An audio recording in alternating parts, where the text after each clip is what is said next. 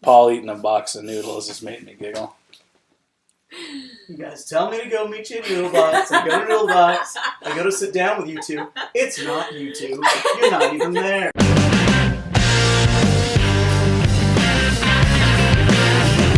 Oh, we get a lot of shots. Everybody come to the net. We just have to get more and more pucks to the net. Pucks on net. Put pucks on net. Pucks on net. We used to talk about in Vancouver getting pucks on net. What were you saying about putting pucks on net? Continue to put pucks on net. Pucks on net. Put pucks on net and get lucky sometime. Pucks on net and driving and making it a hard night on it. Live on tape from Geeta's apartment, her palatial estate on the 23rd floor. This is Pucks on Net, a Vancouver hockey podcast that doesn't talk about fantasy or fancy stats. Fair warning to the listeners, I screwed up the recording of the cold open and I left it in to show just how good our show generally sounds. So that was recorded off my laptop microphone, and now here we are set up properly. Oh, wow. It's one of those podcasts. Yeah, it's one behind the scenes podcast. I just mean, like, I've listened to some where people do just record off their laptop mic, and it is tough. It's got to be good content, and there is some out there. Mm-hmm. But I appreciate all the work you do, Ryan, to make us sound as crisp and, what do the kids say now, tasty as we do now? It's a tasty show. I actually was thinking, as 31 Things said that today, and I was like, guys... No. 31 Things or 31 Thoughts? 31 Thoughts, whatever that thing is. Jeff Merrick, I think, described their sound as tasty, and I was like, ugh. We're tasty as a box of noodles. Yes, we are all, we've consumed a high amount of carbohydrates. Geeta, you're back from Barbados with Thanks for having me. Yeah. I brought presents. Did you? What? Yeah. Jesus. Well, we'll get to those in a little bit. Another thing I'm doing to rectify my wrongs, to right my wrongs on this show as a bullshit producer and host, and I get ridiculed every week, and I'm take it as constructive criticism. Mm-hmm. Just you wait till what I have queued up ready for all of you. My name is Ryan Schapp. I'll be your host for the evening. Joined to my immediate left, that's Geeta. I'm back home. She owns this place, and PMAC is getting caffeinated. I'm still here. Yeah, you're always here. You got an Iron Man streak going. Yeah, regular Brendan Morrison over here. He's doing an AM. You two making me look good every week, and I'm just, not getting hurt. But then Brendan Shanahan's going to come knock the teeth out of your face. And I mean, someone did that to my knee recently, so that's true. It's basically the same thing. Knee, teeth. I want to thank you for joining us. Thank you for downloading us wherever you got us from. Make sure you follow us on Twitter at PucksOnNetCA or PucksNetCa. And if you want to support the show monetarily, throw a couple of bucks our way, you can head over to patreon.com/PucksOnNet, where you can pledge a couple of bucks. And why do you need them to pledge a couple of bucks? We need to buy a couple of things. The naming rights of BC Place have come up, and we really think this is our opportunity to finally get the Pucks on Net dome, and it's an actual dome. And I just feel like it's going to do a better a service to the skyline, to the people of Vancouver, and generally the people around the world when they know they go to bed at night knowing there's a Pucks on Net dome. And if this is it still a dome? That's up for debate. Semantics here. Stadium, field, got to be a dome. Pucks on Net field. I like Pucks on Net field. Why, so they can play soccer on it? Get out of here. Pucks on Net place? That's the pond putt? No, that's not going to work. Pucks on Net arena, ice not included. We'll install one of those sideways, or what did Dave describe it as, the rink that's underneath the stands at the football stadium. We'll get one of those going. Pucks on Net bleachers? Is that what you're calling it? Well, underneath is where the Auto 67s will play. Oh, we'll move them here. So we need your money. We need your couple of bucks. The Giants would welcome a new home, I imagine. Langley's been good, but come on. You can play in the Pucks on Net dome? The dome. Or at Pucks on Net field?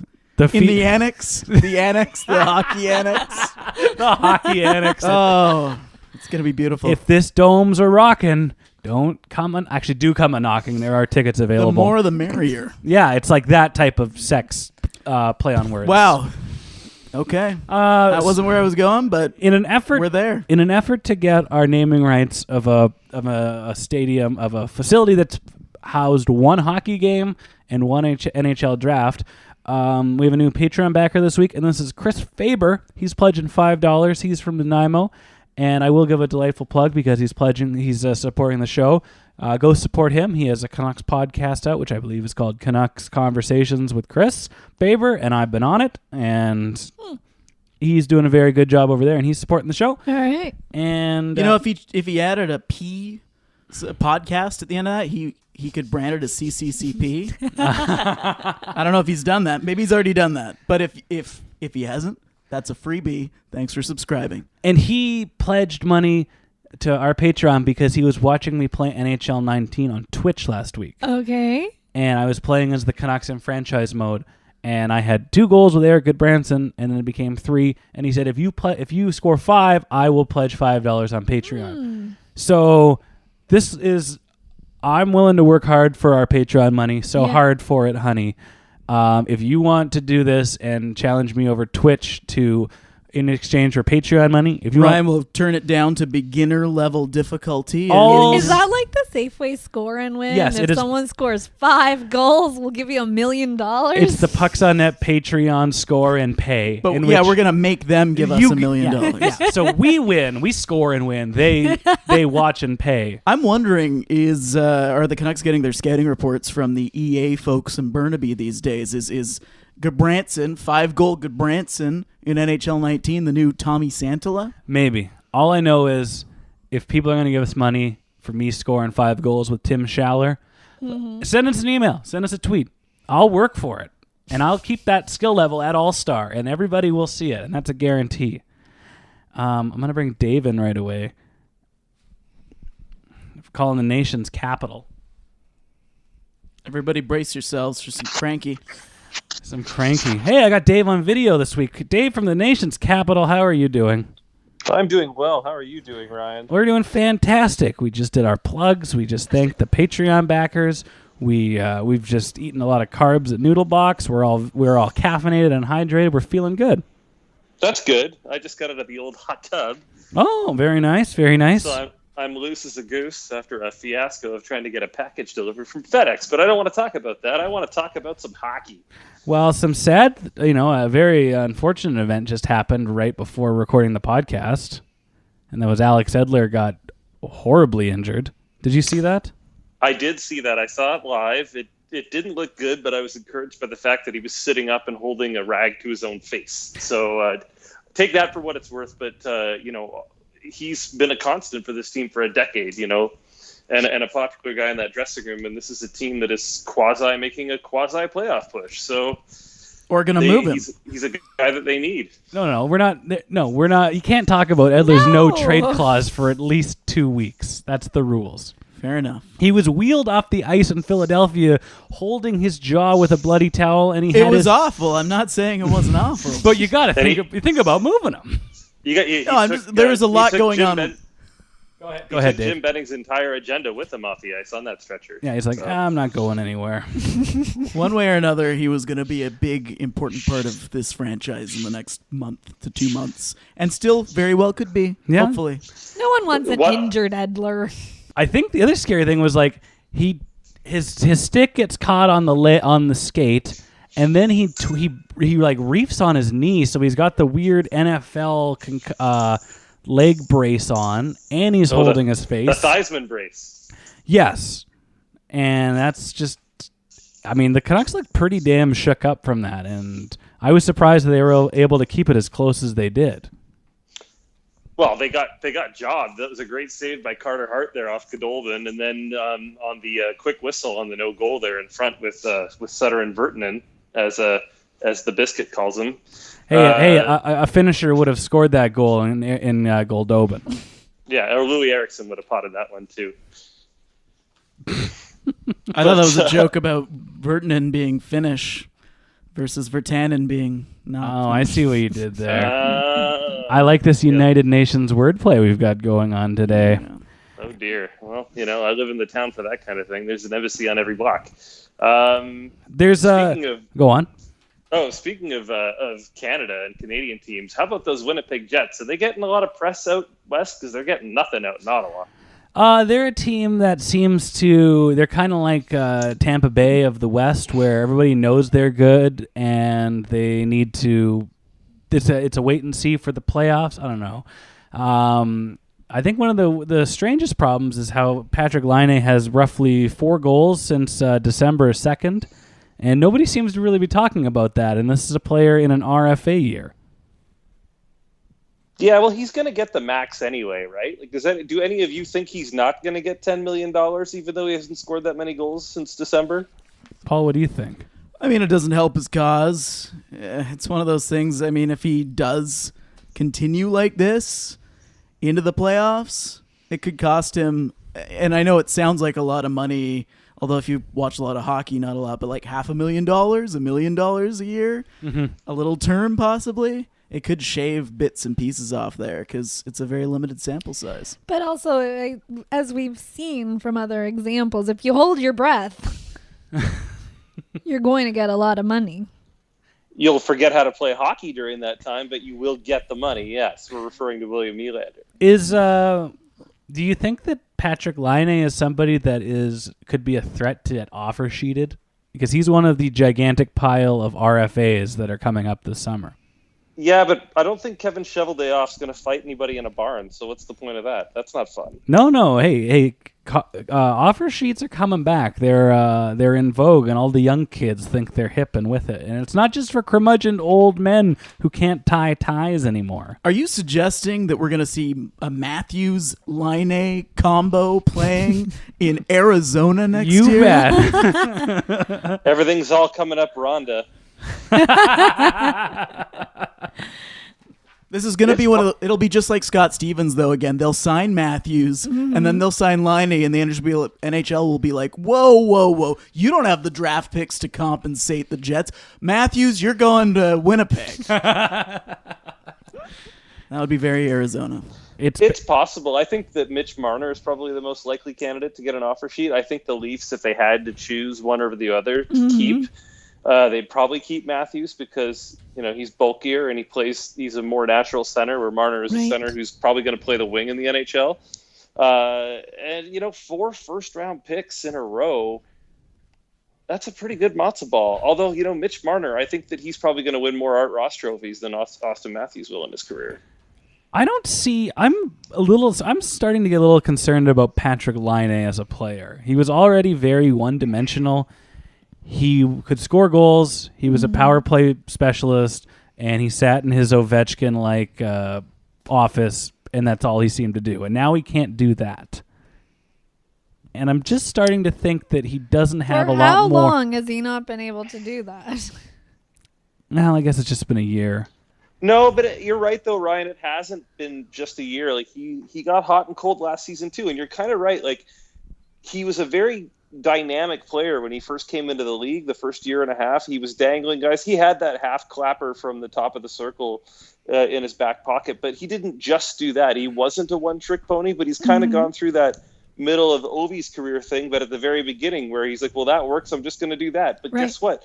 Teams are smart, and they figure that out. So I think he needs to tap back into the more of the scoring off the rush and diversifying his arsenal, if you will. Yeah. Because if he doesn't, he's going to be a solid player. He'll be a solid pro. He'll be a 25-goal guy, but he could be a 50 to 60-goal guy if he decided he wanted to be again. Well, he's scored 24 goals on the year, and he did most of that in November, and then he just started just kind of coasting. Is that what it is with him, though, right now? Is it just that I don't care, and at some point you'd think... I don't know, and I looked up his splits, because there's always a lot of fun information in there, and you can he's scoring, he's putting up points at home. He basically has the same amount of points at home on the road. When they're in wins, he has 28 points for the Jets, 20 goals and 8 assists, and in losses with the Jets, he has 5 goals and no assists. So go Laine, so go the Jets.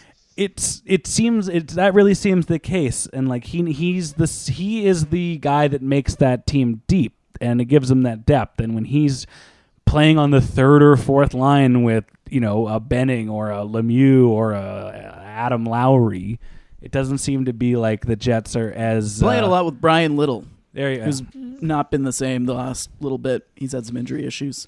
He's a little banged up. Just a wee bit. Just a little bit. Now, yeah, one might say he's been thrashing about out there because he's one of the few thrashers left on the team. Yeah, but yeah, that's generally how things go for a lot of teams. You're talking about the depth scoring. If the depth their top line is always going to be good. Their top line is Scheifele, Wheeler, and Connor. Okay, yeah. Well, or Ehlers. Who's got 25 goals this year. Who's the other guy, Paulie? Ehlers.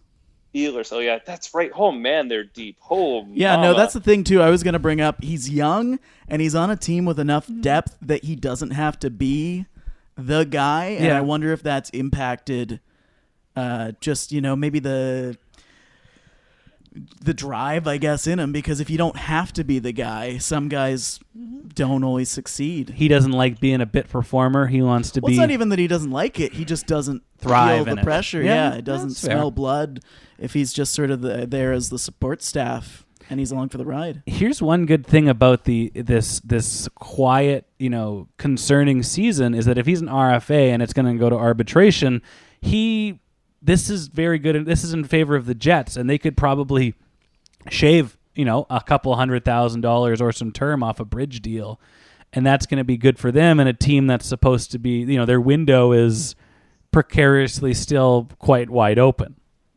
Well, maybe they take the picks then. Maybe we just talk the Jets into taking the picks if somebody offers Sheets Laine. They'll be fine without him. And the odds of you not getting an impact player with 4 first-round, what are you, the Oilers? Or even if you move him for other assets, you're going to get pieces that you're going to need as a team like the Jets, the quality top-of-the-line depth guys. You can get a stack of them and a first-rounder or something on top of that if you want to win right now. Yeah. There's lots of options there for him. Not that we're saying that's likely to happen, but they should do it, man. I think they should go for. Fuck them. Like, keep them for the run. Like, maybe they'll win the cup this year with him. But if they do, that's house money. I would let somebody offer sheet him, and I'd let him go. But even if they did go for a good run or went to the finals, and Laine was playing that third line role and had 5 goals in the playoffs, like yeah. Oh, if it works, it works. Yeah, but like, thanks for coming. Not a bad little idea, and we've cooked it up. We didn't come in thinking about this, and now we've just saved the Winnipeg Jets franchise millions and millions and millions and millions of dollars. They've had to be smart and a little outside the box because it is Winnipeg. Yeah, that is the type of thing I could see happening. As long shot as it seems, when you first bring it up, it's like that's a Winnipeg Jets type of move if they can get the right package back. Totally. You put 4 smart people in a room and one guy in a high rise in Ottawa, and you cook up a great idea. Who's the 4th? Well, I guess I included myself, but then Dave, I'm just a talking head. You are in both places. Oh, PMAC just pointed to the plush Daniel Sedin. So that adds up. Do you guys want to? Do the 4 of us want to move to Winnipeg and become, Kevin Cheveldayoff's Moneyball War Room old guys? I'm very pro Winnipeg, but it is cold there right now. So you win some, you lose some. Paul makes a good point. I say we become general managers of the Winnipeg Jets. Let's say assistant general manager. Yeah, assistant to the April to September. Can I not just scout down south? Oh yeah, actually that is true. Geeta is the official Jets scout in Barbados. Yeah, and PMAC, you'll take the Midwest and the you think they'll relate to me with my rustic beard? Absolutely. Look? And Dave, you will scout the Q because that's your style of play. That's right. I love the Q. Here's one thing I was looking at from Laine, and it's I don't want this to be a video games are bad. And we won't get into that debate, but he's playing a lot of video games on game days. He's playing a lot of Fortnite, and a scorned Canucks fan went and found. Is there any other kind? What a week it's been. I'm not going to touch that one. He went and looked up their his Fortnite stats because they're public, and it was on, what day was it here? On January 19th, which was the Saturday night before the All-Star game, the Jets were in Dallas, and Laine played 41 matches of Fortnite on a game day.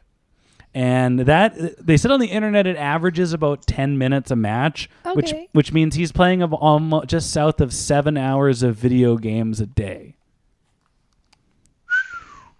Now, I know there's a lot of waiting around and a lot of nothing on game days, but you get naps. Yeah, like he's foregoing his naps and pregame meals to play. Yeah, and there's no correlation to like when he's been playing a lot of Fortnite, like in November, he was still scoring. But maybe it's starting to catch up to him if he's playing 7 hours a day. That's a lot of time in a day. Why can't he be burning liquor in his stomach and chasing tail like they did back in the old days? Thank you. It's that easy. That's camaraderie. Maybe the Jets need to make a trade offer for Bo Horvat. No, come in with a baseball bat and smash all the PS4s. Listen, guys, I know I'm younger than most of you, and I just got here. But there's no video games in my locker room. Paul Maurice is like, no, we're not doing that. Bo's like, I know it'll be tough. And then Dustin Bufflin throws Bo into the shower, and not a tracksuit, but the whole Bo Horvat. You can play offline games only. Here's an N64. We're all going to share these 8 controllers and play these little squares of GoldenEye where you can barely see what's going on with your character because we're all splitting the screen. That'd be kind Doesn't of that sound fun? A little team building right there. Patrik Laine would probably be odd job, though. I guess that's pretty quiet. Oh, there is some with Edler likely being gone for the foreseeable future. The thing that's brewing today on Monday evening is that Michael DiPietro is going to get an emergency call up from Ottawa. Well, they got to the bottom of why. Demko apparently pulled something in the warm-up today in Philadelphia. From too much gameplay? From just too much riding the pine. That's a baseball injury right there.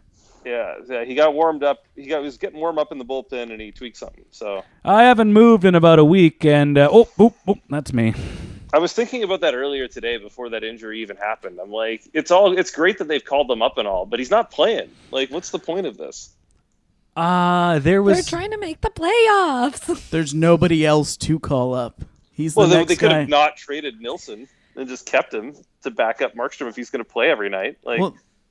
It's been an unfortunate schedule where there hasn't been back-to-backs. I think one's coming up. Are they playing tomorrow They're against? playing tomorrow against Washington, and something about 9 games in like 15 nights or something like that. Now Markstrom's been announced as the starter already because of the injury, but they knew what this schedule was for a whole year before they made this. I don't know. I just find they're getting busy. Really curious. It's just really odd. They're getting busy coming up. So Demko was going to get his starts, but of course he gets hurt the day before he's supposed to get his next start, and would probably have come out of February with 3 or 4 at least.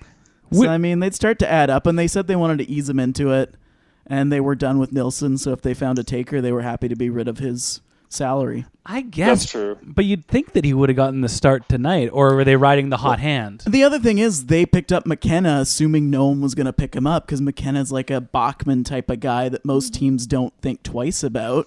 And then he winds up with the Flyers, who are still carrying him because they're afraid they're going to lose him on waivers. And they've had so many goalie troubles this year. They're carrying 3 goalies. But yeah, they assumed he was going to take over the role because Bachman's out for the year. So it's just bad luck. I mean, again, that's very Canuck. Yeah, it's looking very Canucky right about now. One thing I've learned about moving, guys, is that it's always worse somewhere else, and it's far, far worse in Ottawa. Why? Because they have 2 stars that neither one they're trying to sign, and it's not looking that great right now. They're UFAs. They got shut out and booed off home ice on Saturday, and that's all the whole city could talk about.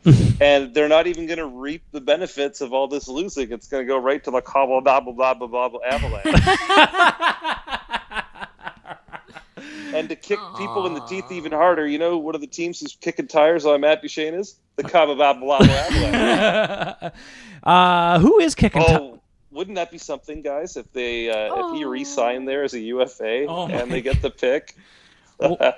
What if that would be the ultimate? That would be another Colorado wins everything type of scenario. Just like it's 96 all over again. Oh, God bless him. Every day it sounds like either Matt Duchene or Mark Stone is going to re-sign, and then it's a trade thing. And do we have any suspicions of what could potentially happen with either one of those players? We're speaking of the Jets to start the show. We learned today that they are ready to shop their first-round pick, which will be like 28th, 29th overall. It's a good call. They got to go for it, yeah. They got to go for it, and Matt Duchene is one of the guys that was kicking around as potential suitors. There's guys who could skate with him. That's not a bad fit, but and it gets Ottawa at least a pick in the draft. Yeah, that's true. They could have one. T-Mac, what were you thinking? Oh, that's the rumor is, Ottawa, if they're going to move Duchene, are going to try to get a first-round pick, and probably won't be as high as whatever theirs would have been, but... One. Potentially. Best case scenario for them is not winning the lottery. Yeah. Oh, no. The Avalanche, by way of the Senators, fell to 14th. Oh, will they still have a Senators placard? The pick that belongs to Ottawa. And then they forget into the last second. Oh, wait, sorry, this is Colorado's. Oh, whoopsie there. There's usually a big logo of, Colorado in this case, and there'll be a tiny Senators logo in the corner just to, stick that tiny little dagger in the hearts of every Ottawan. That's salt in the wound. Sad. It should just be like a sad Pierre Dorian. Aww. I didn't want to make that trade. The owner made me. He said, get Duchene, get it done at all costs. Hey. Ironically, it might move the team to Quebec City, so the Avalanche get a top pick and Quebec gets their team back. So that's what we call synergy. That's the long con. It's the long con, man. Yeah. Look, we'll do a make good. We're gonna, we feel bad about taking your team, so we're gonna trade our top star to your team for magic beans, and then they'll fold, and you'll get your team back. Yeah, that's fair. Oh, I have. Go on, Dave. No, just even Steven. It's all good. Speaking. Very delightful segue here. Did you know there's only one minus player on the Tampa Bay Lightning right now? Ooh. Who is it? Is it Stamkos? Yeah, Steve Stamkos with a -2. I could see that because he's a power play guy, and he doesn't. The one thing that Stamkos never learned, why he never became elite, in my eyes, I think he's in the Hall of Very Good, but not the Hall of Fame. Oh, the Rick Nash. Yeah, well, he's better than Rick Nash. Rick Nash, if anybody, again, brings up Rick Nash going to the Hall of Fame, I'm going to smash my phone. It makes no sense. Don't do it. Geeta's laughing uncontrollably, and so she's covered up her mouth. As you were saying, Dave. Stamkos just never learned to be that two-way player. He's not a two-way threat. He's kind of like Mike Modano. He's captain, but he shouldn't be, and eventually they'll find someone better for the job in Tampa. Well, no, I'm not going to disagree with that. If they don't win the cup this season, they should look at putting that letter on a Ryan McDonough or somebody like that. Well, that's in my opinion. That guy's captain material. Yeah, his name is Ryan. He played for the Rangers. He was a captain of the Rangers. Beefy. Of the Rangers. He's captain of the Rangers. See, is Callahan still there? There are a lot of former captains in that room. Yeah, both Ryans. Of the Rangers. Yeah. And then they ship Marty that way. So it's, again, even Stevens. Even Stevens. But yeah, he just is not, he doesn't go into his own end. He's not a two-way player. And yeah, being a minus player on that team and being the captain of it, not a good look. Not a good look at all. It's not that big a deal. The Canucks have 10 minus players on their lineup right now. Sorry, guys. Plus minus isn't a fancy enough stat. Lots of great players. Well, you bring this up because who the worst plus minus in the NHL right now is Jonathan Huberdeau with a -23. Mike Matheson, boo, -22. Cody Ceci with Ottawa -19. And then also with a -19, Eric Goodbranson. All pretty brutal players. No, Huberdeau's a good player. Is he, though? Is he? Or do you just know who he is because he was a high pick and he scores goals? Is he actually good? He's a 30 goal a year scorer, and he's a top line player. And some of these guys are victims of where they play. Like Lajoie has been pretty good, but Ottawa hasn't been great defensively.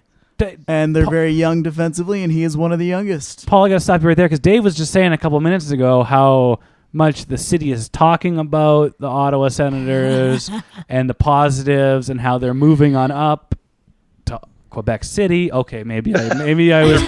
They're moving on east. Dave, I'll keep you around for one last segment because I'm curious from everybody intake or thoughts on this, and that's in the East right now. After every playoffs, there's a buzzy type of something is in style, and right now what's in style is Tom Wilson, and everybody thinks that to beat to make it past the Capitals in the East, you need to have a tough player like Tom Wilson or somebody that can play against Tom Wilson, and that's a player that can score over 20 goals and that can intimidate the shit out of the opposing team. Now, but that's a nice to have, whether it's in vogue or not. It is, but is everybody it nice? could use a big beefy man on their side who can score. Is it worth it to pay it to pay it an exceptional premium and potentially bring into a team that might not respond to it? The reason I ask this is because like it works with Ovechkin and it works in the top 6 in Washington where they respond well, and when he's in the lineup they win on a very regular basis, and when they're and when he's not, like he is the straw that stirs the drink. He got his big contract. Tampa Bay, who is top to bottom like the perfect hockey team this year, that they look a lot like the 2011 Vancouver Canucks. The perfect hockey team, except for toughness. Things that Mike Gillis tried to treat the next season and didn't work there either. So I mean, it's a very tough thing to master here. So I'll get opinions on this. It's that they've inquired about Micheal Ferland out of Carolina, and they've inquired about Wayne Simmonds out of Philly. Do the Tampa Bay Lightning need a tough guy to beat the Washington Capitals? Or will adding somebody like that in that top 6 kind of role kind of disrupt the flow and disrupt the juju? Depends. Are the Capitals the team to beat this year? No. And that's the one thing I'm kind of hung up on. It's like this is all you hear about is like this is the type of player these teams want, and the Capitals went to the Stanley Cup because they intimidated. They were intimidating and tough, but they won Game 7 against Tampa Bay 1-0. Like that game, did that game go to overtime? Game 7, Capitals versus Bolts? I don't think so, but I'm not sure. But no, they don't need a tough guy. But also, their team is so deep and so good. I don't think it makes a difference. I honestly don't think it makes an impact one way or the other. If you're going to pick up anybody, the guy that I like for Tampa, it would be Wayne Simmonds, because he can skate and he can keep up with them. Mm-hmm. But I think if they add a Ferland, yeah, sure, they add it. But if you're asking me whether or not that's what makes or breaks them as a Stanley Cup team, no. And that's not what make or broke the Washington Capitals. People are just like, they're clinging to that because it's a variable that they haven't had in the years they went out in the first 2 rounds. But they won the Stanley Cup because of the way Backstrom, Kuznetsov, and Ovechkin played. They won because of their horses. They didn't win because of Tom Wilson. The thing with the horses in Washington, though, is they're generally a lot bigger than the Tampa Bay horses are. Tampa Bay right now doesn't have any forwards over 6'1", and that's listed 6'1", and they only have 2 guys that weigh over 200 pounds up front. So, does the NHL call penalties in the postseason? Do they follow their own rules? Not really. Mm-hmm. Does it hurt to get a little heavier? I agree with you, though, Dave. Like, if you do, it has to be the Wayne Simmonds. It has to be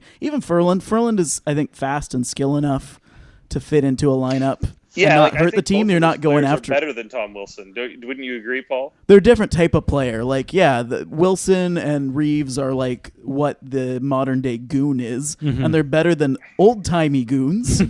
But Ferland and Simmonds are more like shit disturbers, which doesn't hurt to have in the lineup. And you probably want a couple of those if they can grab 1 or 2 at the deadline. I think it's a good. They don't have to be top 6 guys either necessarily. They can be guys in your bottom 6 that slide in. That team is so necessary. Good. Yeah, that's a top 9. That's a top 10. If I was an NHL general manager of a team that's contending, Wayne Simmonds would be at the top of my list. That guy is one of the most underrated players in the league. Yeah, he's got a hell of a motor. He's got great hands. Yeah, like you said, if somebody gets hurt, he can jump into your top 6 easy, but he can play a top 9 role, second power play unit, and be extremely effective. And by all accounts, from what I've seen, that being an HBO 24/7 special, he's a hell of a guy. Hell of a good guy. Helps those kids in Philadelphia. And Ferland's been, riding shotgun with some very talented players the last couple of years. Mm-hmm. He's not going to put up 80 points, but he could be the third member of a line that gets you 40 to 50 points, and yeah, that would fit in just fine in Tampa too. All I know is like there's something everything's going too perfectly for the Tampa Bay Lightning. And I just sense that they're not the Canucks, Ryan. They're not the Canucks. Listen, I'll believe it when Steven Stamkos, that minus playing bum, hoists the cup over his head. But I just feel like they're gonna start tinkering and maybe because Steve Yzerman's extra precarious cautiousness isn't there anymore. But I'm worried they're gonna fuck it up. And I think they need a goalie. I think that like Vasilevsky's a great goalie, but they don't have anybody behind him, and if he gets there, their season's over. Louis Domingue's great. He paid for all that ice time in Arizona. He's good to go. I don't know. There's some guys who are going to be available at the deadline who would be a significant upgrade over Domingue. If you're going to tweak anything, I'd get a proper second goalie in there that could buy. Like, let's say Vasi goes down for like a round or two. You're not done necessarily. But I think with Domingue against a team like Washington or Pittsburgh, they're going to light him up. Yeah, it's fair. I'd look at Cam Talbot. I would look at Jonathan Bernier. I wouldn't overpay for like a Howard, but one of those solid middle of the road guys, like sure, I'd make a call. A rental. Get yourself a Craig Anderson in there or something. Krager's in a contract year. He's looking for work. Yes, he is. And that's he's when bald and angry and yelling at everybody in the city. Dave, I will let you go on that note, and this has been a delightful segment. And I will say, if you're not listening to 31 Thoughts, go back and listen to the conversation I had with John Cooper. And he talked about his goalie depth and how he coaches the team, which is why I love the Tampa Bay Lightning this year. But it is a very good interview, and I think you'd really like it. I'm going to. Well, I'm going to probably hit the hay. I'm going to watch a little, I don't know, something. What are we watching these days? What are you guys watching? You're on watching TV? Patrik Laine play Fortnite on Twitch or whatever. All right, Dave, we'll let you go. Have a good night. Bye. Okay, I better log on to Twitch. Good night. I'll say good night to Dave. Oh, good night, Dave. Good night. And then all the listeners, let's make sure you guys on the bus stop and say good night to Dave. And when you're done saying good night to Dave, why don't you go to pucksonet.ca and subscribe to the email subscription newsletter where you can get all your Pucks on Net updates right in one handy dandy email once a week on Fridays. Find out how Geeta's doing in her fantasy hockey league. Big inter-podcast matchup this week. PMAC and Ryan going head-to-head. I think we're tied or thereabouts right now. If anyone wants an up-to-the-date, because you're listening to this as we record it. For those listening on Thursday, back on Monday, things were real tight. Well, this is the Duck Duck Goose thing? I'm winning by 0.4 points, Ryan, just for the record. For those listening on Saturday morning, it's not gonna last. Back on Monday, real tight. Do they not know how to play Duck Duck Goose? No, they went the same way. Did you hear the listener of the show, Yerky21, tweeted out asking people how they played? Apparently, there's a bit of a age and regional change to how people played Duck Duck Goose. So apparently in parts of America and some of the eastern Canadian provinces, they play the way that the Hurricanes did, where you get up and you chase the person who goosed you, and you have to tag them. Yeah, that's how you win it. That's how I'd play. That's how you really? We ran the opposite directions and tried to whoever got to the spot first won. Oh no, sorry. Yeah, that is. Wait, no. Maybe I'm going to describe a third way, and Ryan's going to be like, "Yes, that is how I played it." No, that's just how that's Red Rover. Oh, now there is a violent fucking schoolyard game. Someone suggested, if you're a little bit older than some of the listening audience, we played it the way where we ran opposite directions. But apparently, some places banned that because kids would run into each other head on head trying to get the spot. And that's what the Hurricanes are doing, which is why there's so many players on the IR. From all the Duck Duck Goose. Anyway, I saw that too and didn't think much of it. Didn't see a lot of these tweets till after the fact. But I was like, these guys have taken too many blows to the head. They don't even know how to play Duck Duck Goose. That's going to be the one of the concerned. Because imagine if what if you didn't know better and you're playing your two different ways and then in the same game? Yeah, one of them's playing Millennial East Coast, the other one's playing European Gen X, and then they just plow right into each other. It's going to be, Sebastian Aho and Justin Williams take each other out for the rest of the year. And season over for the Hurricanes. It was tragic. He ducked when I thought he was goosing. One of the darkest days in the National Hockey League is Justin Williams and Sebastian Aho. Duck Goose injury really put a black spot on not just the season, but the entire organization. I can't wait to see Brian Burke's next segment after that happens. That's when what- somebody hurts themselves in the celebration. He's just going to, I told you. I told all of you. I've undone my tie because I'm sick of being told how to be politically correct. Do it how I say. And that's how it is. He's back not wearing a tie like that. Oh, I didn't even know. No, he they asked him to do it up and he said, "Okay." Yeah, I And now know. I heard the story. Yeah, some producer after like one episode was like, "Brian, you look like a weirdo." Oh, I thought he's wearing it stupid again. If he is, he just started. Then that's just me shooting my mouth off. Okay. No. They told him to suit up properly. I think it's pretty stupid. The Carolina Hurricanes goal I was going to celebration. tell you what Sean Avery would say. What would Sean Avery I say? think he would tell you to button all the way to the top and then wear your tie. Yes, that's what you do, and you never do if your shirt top button, you can't do it up because it's too small. Mm-hmm. Never do your shirt up with your tie. You always got to have a nice crisp. Oh. Yeah, well, I mean, if you gotta, you gotta. Whatever. But, yeah, Ryan. I'm not here to judge. I've been through my phase of, these shirts used to fit once. I think that the Carolina Hurricanes' elaborate goal celebrations are kind of stupid. Mm-hmm. Wait, was that a gold celebration? A Is win that what celebration. Oh, okay. I think they're kind of dumb. That being said, I think they're fun. Yeah. And I would much rather have those goals or those win celebrations than watch a league that bans them or fines them or says, no, you can't do that. Are they a team that's winning a lot?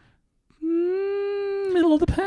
It's weird because the Eastern Conference has been better, at least points-wise. Right. So they're behind, like they're out of the playoff picture, okay. but they, last I checked, were 2 points ahead of the Canucks, and the Canucks were in the playoffs in the West. I'm like, hey, if the team is gelling and that's what's helping them for camaraderie and bonding and whatever. Yeah, you can think something can be dumb or lame or contrived or put too much thought in, but I mean, like, I'm not gonna be like, no, guys, you can't have that kind of fun. Get that bullshit out. Yeah, that's the same way. I feel like if the fans in Carolina and the players in Carolina like it, I just hope it doesn't like continue. If the players don't like doing it, they don't have to do it out of some like tradition now. Carolina, after Justin Williams leaves. But it's not a tradition because they mix it up. No, I just mean just doing something like dumb. that. Yeah. Carolina Hurricanes locker room rift caused by duck goose dispute. They're gonna notice some player isn't really into it, and then it's gonna be like this stupid Elias Pettersson stuff that's going around right now about him being Paul's prickly. getting prickly. Paul McClellan here. I can't believe that this is a story. I keep seeing clips at the they showed behind the scenes stuff from the All-Star game. He's charming. He's got a good sense of humor, but a lot of people are too, I don't know. That's what I didn't get. Dull I was like, to pick up on it. I'm like, is it a hint of sarcasm that people can't comprehend? I think that's what it is. Yeah. And then lots of players in the post game. I've been doing this for 7 years, post game NHL. There's a lot of guys who get pissed off at questions that don't deserve. And he's only gotten upset about like people asking him really stupid stuff so far from what I've seen. Paul, they've got more than 45 games in the NHL. You should act like you've been there before. And the other thing is, he just sort of gives people like a maybe that's eye roll. exactly it. He's acting like he's been there before. But that's bullshit. He's a rookie. He shouldn't be acting like that. He's played well enough to act however he wants within reason. A dumb question's a dumb question. If you were going to ask me a dumb question, I don't hide it on my face ever. No, it's mean. You want to talk fucking prickly. Jesus H. But yeah, he's like, I keep going back to the main one people reference. It was like, did you ever think you were going to go back to Sweden after you showed up and you got injured early on? And then he just kind of rolled his eyes at them, and that totally deserved an eye roll. Yeah, because I've gotten death stares or whatever from players for asking legitimate questions better than that, and nobody said anything about, I'm not going to name names, but yeah, you ask people about goal droughts or whatever, you get looks. It was and it's fine. Here's the thing: that question for media those shouldn't care either. Like that's our job. That's their job. It's fine. I like to provide context on this show, and so the Canucks didn't play for about 10 days, was it? And in that time span, on the extended All-Star break, the Vancouver sports media needed something to talk about.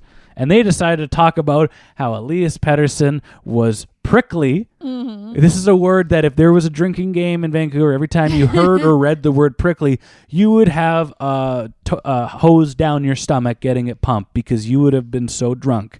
He's prickly, and he said something several months ago, but we've got nothing to talk about it, so we're going to bring it up tonight, tomorrow, Wednesday, after the weather, before the traffic. It's all they talked about for days.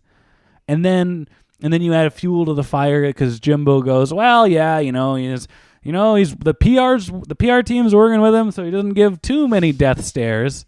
And that struck me as a comment from a guy who's just sort of saying whatever he thinks sounds good. Yeah. Because I think all the players, from what I understand, have intense PR training. Right. I hope it's not specifically pointing the guy so. out. And he's just referring to that stuff. I also agree with you. I think it's just something he's saying to pacify the media and the fans. But then the fans or the media took that as they're stifling our prickly boy. Like, it was the dumbest. You asked for it. You told us. Yeah, you old curmudgeons in the morning show got all mad that he was prickly, and then they decided he's not prickly, and now the afternoon drive time hosts are upset. You essentially told on him. Like, to his parents. You're like, your son was it's like basically parenting someone else's child. Your son was very rude a couple months ago. Didn't refer to me as sir. And, we'll talk to him about that. Oh, you're going to talk to him about it, are you? Well, isn't that great? Stifling his creative persona. Thanks a lot. This is what Vancouver is like when there's nothing to talk about. And now we're talking about it. Yeah, but we're shooting our mouth off. It's a little more meta. We're not going. Text subway poll. Text 1 for prickly. Text 2 for not prickly. And then we're going to open up the phone lines, and you're going to tell me in grave detail why you think prickliness is good or bad. Yeah. Anyway, it escalated, and there was. Give him about 11 years and some gray hair, and just wait till you see how cantankerous this guy gets. But when Ryan Kessler was appearing behind the hockey players with his shirt off eating pizza, that was fun and games. And there's the whole history in this city and around the NHL of bad-mouthing the Sedins for being soft-spoken and polite, nice young men. And you get a guy coming in who's still a nice young man and fairly polite, but he's got a little bit more edge and sarcasm to him. And all of a sudden, the world is on fire. Anyway. He's got to go. Offer sheet his ass. Oh, yeah, he's always injured. He missed like 2 shifts in the Philadelphia game. This guy. Anytime he gets hurt, like I was watching on my phone, it's like the pit in your stomach. No. Oh, okay, he's back. It was there, and in all honesty, it was there when Edler got hurt, because Ryan and I had just walked into the apartment, turned on the TV, and all I could see is that someone's hurt, but we don't know who it is. And I said it out loud, and I'm like, it's not Pettersson, is it? I'm like, no, he's there. He's on the ice. Oh, wait, is he on the ice or is he on the ice? Yeah. Hey, let's talk about the greatest defenseman of all time. Jake Muzzin. Oh, I thought you were going to say Bobby Orr after Don Cherry went off about how Elias Pettersson is only good because of... No, he didn't quite say. He said that... Please don't put Roussel's Bobby Orr... success, or Roussel is a big reason for Pettersson's success. Yeah, you want to know why? Because when Pettersson's out on the ice scoring goals, Roussel's on the bench cheering him on extra loudly. Go get him, Petey! He's the new Alex Burrows. Yeah, and that's the great. Feel good. Like everybody that doubts Don Cherry, he was right there. Nobody's cheering on Petey harder than Antoine Roussel. No, that's what I'm reading. Black and white. Between the lines. Black and white in the tweet. 280 characters. We saw Jake Muzzin coverage through. Yeah, he's really buzzing in Toronto. 24 hours a day. He's really buzzing. The Muzz buzz. And he's a kind of not very flashy defenseman that isn't really that much of a game changer, and he's gonna strengthen their defense. Okay. And trying to highlight that with all weeks of excitement is really hard to do when you watch them lose to. Oh, who did they lose to? The Leafs? Yeah, they lost on Sunday, I believe. But then they blew out those juggernaut Anaheim Ducks. That's tough to do. But yeah, I was looking things over, and you were talking about who the Lightning might go after. And you know what? The Ducks are a team that pretty soon might have to throw in the towel. We've talked about this before, sort of the time is up on the old core. It's really weird that they haven't done that yet. And a guy like Ryan Getzlaf, you'd have to find a team. There's a lot of cap involved there. I'm not sure how many years are left on that, but you start looking at those guys that do play a heavier game, and if somebody had the room, it's time to break them apart. He might be an attractive. And Getzlaf's not actually that old. Like, he's only about 34. He's old. I mean, in today's NHL, once you hit 30. But in today's NHL, Joe Thornton, case closed, right? I don't know. Patrick Marleau, case closed. It's again, if you have the cap space. That Tom Brady at 41 is winning. Whatever that thing is called. Yeah. Is he 41? Yeah. I don't even know that. He didn't actually really win the super thing on Sunday. He just didn't lose it. Yeah, it was like a Peyton Manning win. I'm here. I'm technically like everybody else did all the work. I only watched all of maybe 4 or 5 minutes, and he seemed to complete every pass I saw. And I don't know if that's good or not because I don't watch football. But wow, seemed like he was doing okay. That Tom Brady guy seemed like he was doing a good job. Is he any good? I don't know anything about football, but I know I wasn't cheering for the Patriots because I'm like, they've won enough. And they're cheaters, and they're there's that side of it weird too. Football cult. But I digress. Mm-hmm. Yeah, Jake Muzzin, that kind of fell on deaf ear. Nobody, No. doesn't really. It's exactly the type of guy that the Leafs should have picked up, and they paid maybe a steep-ish price, depending on how he performs. But they could turn around now and move Jake Gardiner if they wanted to, and pick up some other, What did they trade? Ottawa's defenseman. first overall as well? They traded their first-round picks. That'll be high 20s. Okay. A reasonably good prospect, and then a very buzzy junior hockey player. I forget his name. Freemy or something. Oh, Sean Dursey. Great name. Durz. Sean Dursey has a lot of Sportsnet CHL buzz behind him. But we'll be, it'll be interesting to see how that turns out. Let's go to some questions. Okay. Since we were talking about the Super Bowl and PMAC's such a big fan. Yeah. Big football man. Okay. Pigskin PMAC, they call him. Chris Faber, new Patreon backer. He asks, which Canucks player would make the best Super Bowl chili? I got a couple of guesses. Oh, yeah? I'm going to say Brandon Sutter might do a good job being a farm boy cowboy. Oh, yeah, it would stick to your ribs. Your Alberta beef. Hardy. Yeah. Yeah, that'd probably be a good one. I also, maybe Sven Berchi. I feel like he's a... Cultured man? He seems like a cultured man. He's from Switzerland. There's a lot of diverse cultures that come to meet in Switzerland. Yeah. So I feel like his cooking might be good. He seems like a modern man of sorts. What about you, Geeta? Anybody come to mind that would make a very good Super Bowl chili? Whose chili would we want to eat?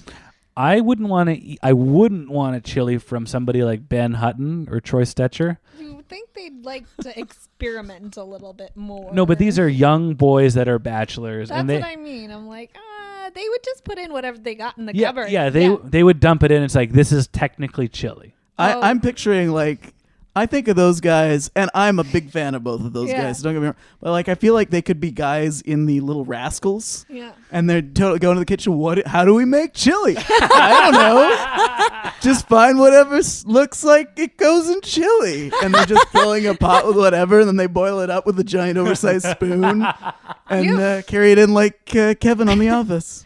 I feel like Travis Green might make a good chili. There's a good serious face of a man who knows. It's a tough love chili. You won't like it at first, but you'll be grateful for it towards the end of the evening when you're not hungry again. He's gonna let it sit and stew for a while. Stew? Is a chili a stew? No. Oh, yeah. Well, but you can stew elements of your chili. Yeah. Yeah, it's fair. Stew is a food and an action. This question took a little bit. This is another Super Bowl question from Cody Froese? Froese. Sure. Why didn't Maroon 5 play Sweet Victory? And it took me a while to figure out what that was. Do you know what Sweet Victory is? The only Maroon 5 song I know is This Love. Oh, it's not a Maroon 5 song. It's a SpongeBob SquarePants song. Oh, yeah. Okay, what was the deal? I know I had heard it previously in the week because there was buzz that SpongeBob was going to be a part of the halftime show, and then they were. Yeah. But I don't know what the connection is. There's when somebody does the voice? There's a very popular episode of the show where they do a halftime show. Oh. And they do this you think it's going to be a band performance and it's this big 80s rock ballad. Yeah. And when I heard it for the first time at work and I thought it was like a Michael Bolton or who am I thinking of? Like a Whitesnake kind of song. Okay. And then it's just like a very popular SpongeBob episode. And so when they said SpongeBob was going to be at the halftime show, that they would perform some part of this thing, which is become someone almost like a meme, like its own joke. And then they just introduced Travis Scott, who rapped for 40 seconds on a spaceship and then left. Yeah, but you couldn't even hear Travis Scott. He was beeped the entire time. Well, he said he had a couple potty mouth words there. They didn't have the whistle, so they just had to beep him. I watched some of the fourth quarter. I went grocery shopping, and I'm really happy I did because I heard I saw the best parts of the game. It was 3-0. For most of the I forget. night, yeah. 7-3 when I tuned in. That's what we call. I was and I'm not a football fan, but that's bad. Well, I'm kind of a football fan, but You don't like good defensive. If it was the CFL, there would have been a couple. What do you get? 1 point safeties. Couple of rouges. Paul, no, this wasn't bad. This wasn't good defense. It was bad offense. And it was the defense actually kept them in. Yeah, it's we're trying here. Legend WK asks best Canucks name of all time. Doesn't have to be a good player. Roy Baby is one of his favorites, for example. Name or I didn't know that one. Nickname? I guess Derek Roy's nickname was Roy Baby, or is that Rory Fitzpatrick? I would think it was Derek Roy. That's where my mind went. Yeah, Derek Roy was what came to my mind. I think Juice is probably the best one of all time, and because Kevin Bieksa refuses to say the origin of the nickname. Oh. And he's like, you don't need to know. It's none of your business. Just horrible speculation on the part of the fans usually. It's fantastic. I mean, a monster shared that nickname, and let's hope people think of Bieksa and not that guy from the Buffalo Bills. It took me a second. They'll say Kevin Bieksa is loose on commentary. Tiger Williams probably deserves. Yeah, that's one of the most legendary nicknames in hockey. I feel like. You mean he wasn't born Tiger? Was it Dave Tiger? It's Dave Tiger. Yeah, we don't even know his real first name. Tiger Williams. Yeah, who's Dave? Yeah. Steamer. Steamer's a good nickname. That's from an era where he would have been Smealy now or something. Yeah. Smeals. Stanner. That would have been it. People were a lot more creative back then. Stanner was there on the doorstep getting the garbage. Yeah, I like anyone who doesn't have a nickname that's just adding ER or Y at the end of the name. I make Prickly happen. Prickly's a good nickname. There's Prickly. Prickly's on screen right now. Actually, I like Petey. Strictly from the Dumb and Dumber reference, name of the bird whose head falls off. Oh, yeah, that's right. I don't know. Yeah, Gary Suitcase Smith. Great nickname. Back when players didn't move around as much, typically. I can't think of a lot of nicknames that come to mind that aren't... Wild Thing. Who is that? Was that... what's his name that went to Nashville in the... Scott Walker. That's a great nickname. I mean, that's a pretty common one. I feel like I'm sure there's been multiple Wild Things. Yeah, there's some decent ones back in the day, but yeah, the Russian Rocket, I guess. I like has a special place in people's hearts. I like that there was there were two Greg Adams, so they decided to call one Gus. Greg C. Adams, and then was he Gus? Was Greg C. Adams? I Gus? never figured that out. I was a small child. I was very small, and I didn't have much money, so I was under a lot of pressure, as you can imagine. I wish we had good nicknames like that. Well, you got the perfect nickname. Allegedly. Dave gave you that nickname. D-Mac. D-Mac gave P-Mac his nickname. No, Oh, you had PMAC when we were in school. Oh, well, the first time I heard it was when Dave casually called him PMAC on the street. And all our jaws went, oh, that's good. It's definitely been thrown at me since high school, probably, but definitely been pushed by you folks more than anyone else. So I like it, although it gives you a little more attitude, I think. Yeah, no, if there's anything I need in life, it's more attitude. Prickly PMAC. One last. Oh, what do we got here? Nathan Yakic asks, how about a hindsight evaluation of the Derek Pouliot trade? A trade that literally no one won. DP went to Vancouver, and Padan, who's now in Russia, and a fourth, which went to Vegas for Brassard. That's a classic Jimbo penny stocks kind of deal when you think about it, Paul. PMAC. We've talked about, Benning. Some people like it, some people don't. I think overall it's a good strategy, trading assets that you've lost faith in to roll the dice on somebody else who hasn't proven themselves. And when you look at a Sven Berchi, some people aren't a big fan of Granlund. He's kind of dropped off from where he was. But like those types of guys that showed at least initial success, getting them for guys that probably will never play in the league, it's not such a bad shot. If you're giving up draft picks, hurts a little bit. But fourth rounders. Yeah, I mean, in the end, I guess what he's maybe criticizing is the Canucks lose because they have Pouliot on the roster, some people might say. Well, they need all the defense they can get after tonight. Monday night. Yeah, Pouliot's a guy. Quite the Monday nighter. Yeah. I don't know. Pouliot, I think that test might be over. He might need to change his scenery if he's going to get one last shot at full-time NHL duty for long-term. Suitcase Pouliot. We got a new nickname for you. Hey, Portland gets an NHL franchise. He'd be great down there. They just got to hurry up. Hurry. Maybe Ottawa goes to Portland. PMAC, you referenced an episode where we went down, we went through all of Jim Benning's moves, and we kind of gave him a grade, and we did that on a Patreon episode, which is available to all our Patreon backers, and we're going to do another one coming up. Yeah, I suggested we do the same thing, but with Chiarelli. And I think this will be a lot more fun because it'll be a little more black and white and a little more negative, I think. I mean, we don't follow the team as closely as we do with Jim Benning, so I'm curious to see how strong our feelings are and how based in reality they are. If anybody else wants to call us on us BSing probably a couple of the deals. But I think because we don't follow him that well, I'll print out all the transactions and you'll be there with half glasses on and be like, wait a minute, he did what? Wow, this is disgusting. Yeah, it'll be interesting. In the end, our Benning conclusion was he's an okay GM. He kind of half his moves are good and half his moves are meh. I'd be really surprised if he came out of Chiarelli's podcast that way. Yeah, that's going to be a tough one, Geeta, and that's going to be this Friday on the Rig Patreon. I guess I have to show up now. He's promoting it. Yes, that's correct. That's right. As we move towards a regular Friday podcast about the Oilers. So that'll be Friday for all our Patreon backers. And if you do want to listen to that, all it takes for you to do is head on over to patreon.com/pucksonnet, where you pledge a couple of bucks. And as always, make sure you follow us on Twitter at pucksonnetca or pucksonnetca. And if you, I already said monetarily, go like our Instagram page. Go like us on Facebook. That's like we have an Instagram page. We do. I just posted a little pre-pod Instagram story where nobody looks like they're having any fun. Boy, did that change quick.